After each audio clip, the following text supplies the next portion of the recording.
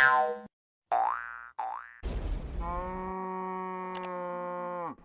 Gaming. Hey there, broskies. Hope you're all having a wonderful day. So Wagyu here and back with another Kingdom of Heroes Tactics War video. So today we're gonna be talking about Tower of Arrogance stage 90. So I've finally cleared it, and I believe it's not as difficult as stage 70 or stage 80 for that matter.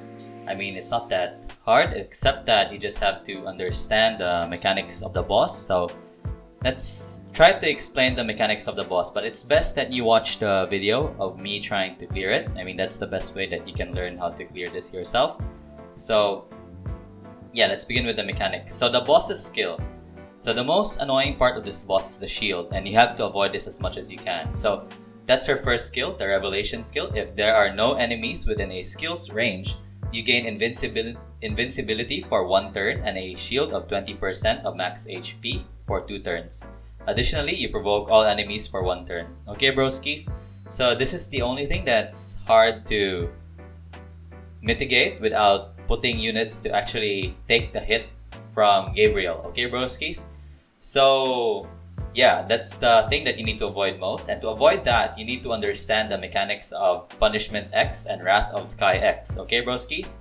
The fourth of Machinery, it doesn't really matter since she already has a mobility of 0. So basically, she can't move from where she stands. Okay, broskis? So Punishment X. Wait, let's begin first with Wrath of Sky X since she uses this skill before Punishment X. So Wrath of Sky X has to have a character 3 slots away from Gabriel. Okay, broskis? So you have to put a tanky character that can take at least 3 hits. Okay? 3 hits of Wrath of Sky X, and this hits kinda hard. Although if I placed a Dark Element tank there, which was Shax, he did pretty well. So I believe Ingwe can also tank this hit pretty much. So yeah, I suggest putting a tank unit there that can take 3 hits. Okay, broskis, to take the hit of Wrath of Sky X. So Punishment X is a skill that she uses when a unit is right in front of her. So I placed Ekaterina in front of her to take 3 hits. So I placed my Ekaterina with resistance runes since this skill stuns, and I wanted Ekaterina to survive like 4 turns. So yeah, it's very specific. This stage is just very specific, and you just have to understand the mechanics. So Ekaterina must survive 4 turns, and you need to heal up once in order for that to happen. Okay, broski? So do take note of that. So yeah, that's basically the mechanics of this stage. She has really high HP, and the way I beat the boss was through continuous damage. Of course, Thea was still the MVP of this stage, and the second co-MVP would be Freya. Of course, she's a staple to the team.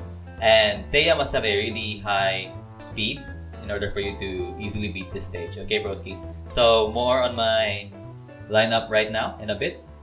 So this is my lineup that I used to clear it. I just cleared it just a few minutes ago. So as I mentioned, Ekaterina will be facing the boss right up front. As you can see, she has really high resistance at 66%. Not that high, but enough to resist the boss's stun.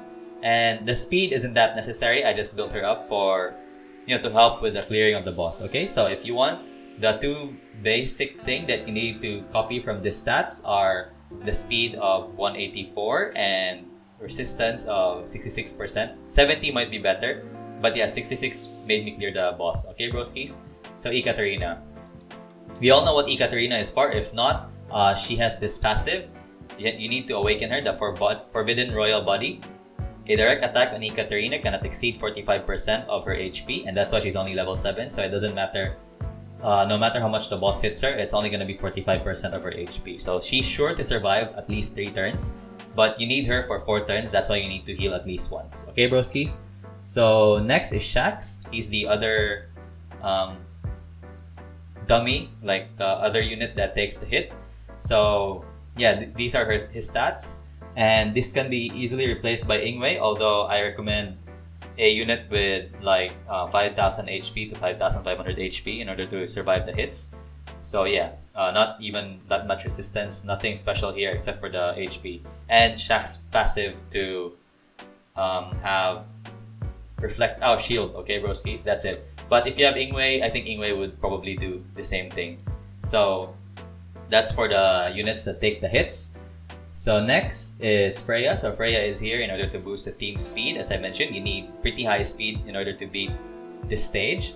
So I think the ratio of turns is like 1:1.6, 1.7. So for every turn the boss has, my Freya and my Thea almost has 2 turns, but not really 2 turns every single round. So yeah, do take note of that. So at 170H, they were able to do this. That's because the boss has pretty low speed.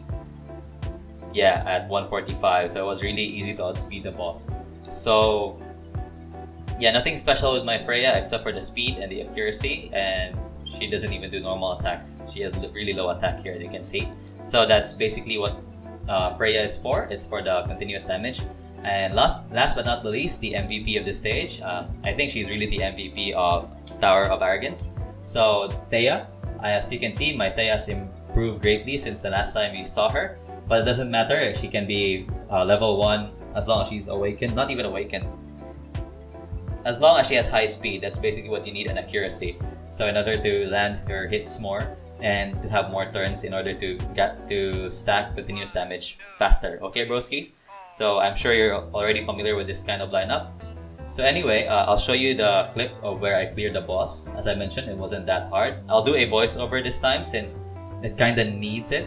I feel like the boss would be better off being explained if I did a voiceover and explain to you guys why I'm doing certain things. Okay, broskies? So I'll see you in the battle with Gabriel. Hey there, broski. So let's begin the battle for Gabriel. So the most important thing about this stage is the positioning. So as you can see here, this is what I did for the first round. It's to move Ekaterina in front of the boss directly, and to move Thea here in order to land her attack. This is to avoid the 6 lightning strikes that would go around the field when the boss would attack Ekaterina. And I move Shax there. As you can see, the boss is attacking him. Yeah, so that's the point of Shax. It's just basically to take all those hits from the boss. So it needs to be like 3 slots away from the boss. So yeah, I'm landing as much continuous damage as I can. And I save the last continuous damage from Freya in order to have at least 4 at a time with the boss. As you can see, that's why this is the position I'm doing. That's the 6 arcs that the lightning would go through. So yeah. Yeah, as you can see, I'm saving up the continuous damage because Thea is ready to hit the boss with her continuous damage of 3 kinds of continuous damage. So yeah, there you go. So she has 4 continuous damage now. And normal attack as much as you can. Don't waste any turns. So yeah, Shax is just basically there to take the hits. Okay, broskies? He has nothing else but to do that. He does nothing else but to do that. So it's basically replaceable by Ingwei or anyone else. Yeah, there you go. So I'm just basically normal attacking now because I'm still stacking up for continuous damage. Yep. And there you go. So Ekaterina is surviving. So now I can heal in a bit. Or I think I've already healed. So this is just me from the future explaining to you guys what I'm doing. So eventually when Shax would die, I have to move Freya to the back of the boss in order for the boss to avoid getting hit with Thea. Because Thea would be one hit with the boss if the boss decides to attack her. So yeah, this is when Shax dies. I think Shax dies in this stage anyway.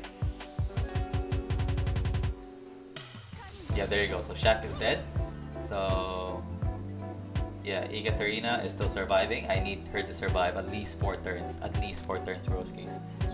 So yeah, there you go. So the boss now has 5 continuous damage. And she would cleanse 1 a turn. Yeah, as you can see, she cleanses 1, but I'm still doing pretty decent damage. So I believe you need to have at least 4 or 3 a turn at least in order to beat the boss.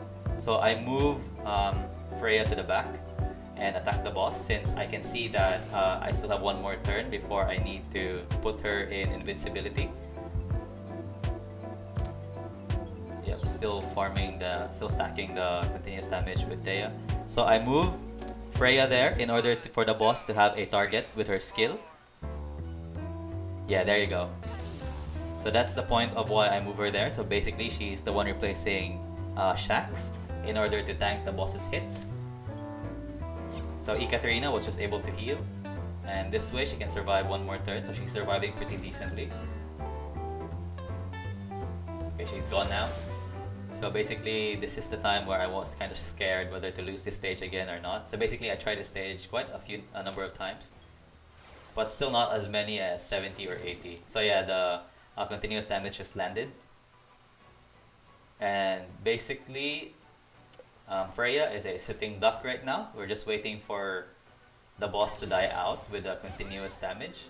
And this time, as you can see, I have 2 turns for Thea, so I decided to attack and then move forward towards her so she has a target with her skill.